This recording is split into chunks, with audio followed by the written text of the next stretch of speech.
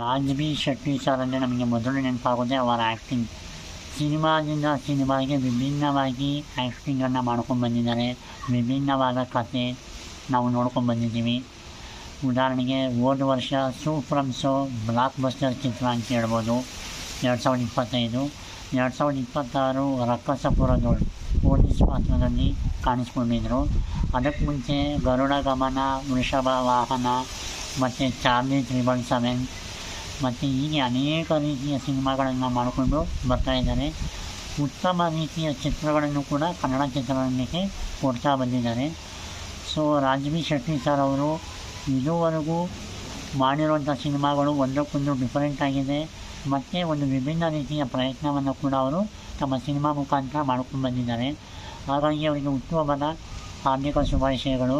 Happy birthday Raj B Shetty sir. ದೇವರು ನಿಮಗೆ ಒಳ್ಳೇದು ಮಾಡಲಿ, ಒಳ್ಳೆಯ ಆರೋಗ್ಯ, ಆಯಸ್ಸು, ಸುಖ, ಶಾಂತಿ, ನೆಮ್ಮದಿ ಎಲ್ಲವನ್ನು ನೀಡಲಿ ಅಂತ ನಾನು ಕೇಳ್ಕೊತೀನಿ. ಇದರ ಜೊತೆಗೆ ಲ್ಯಾಂಡ್ ಲಾರ್ಡ್ ಸಿನಿಮಾದಲ್ಲಿ ವಿಲನ್ ಪಾರ್ಟ್ ಮಾಡಿದ್ದಾರೆ. ಈಗ ಬರ್ತಾ ಇರೋಂಥ ಕರಾವಳಿ ಸಿನಿಮಾದಲ್ಲೂ ಕೂಡ ಅವರು ಪಾರ್ಟನ್ನು ಮಾಡಿಕೊಂಡು ಬಂದಿದ್ದಾರೆ.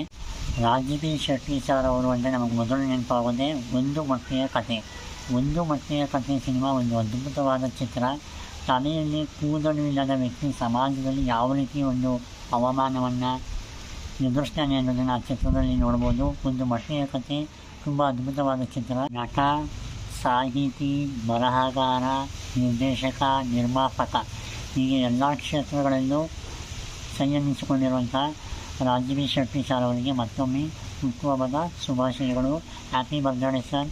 ಇದೇ ಥರ ಒಂದು ಒಳ್ಳೊಳ್ಳೆ ರೀತಿಯ ಸಿನಿಮಾಗಳನ್ನು ಮಾಡ್ಕೊಂಡು ಬನ್ನಿ ಅಂತ ಹೇಳ್ತಾ ನನ್ನ ಮಾತನ್ನು ಮುಗಿಸ್ತಾ ಇದ್ದೀನಿ. ಜೈ ಹಿಂದ್, ಜೈ ಕರ್ನಾಟಕ ಮಾತೆ.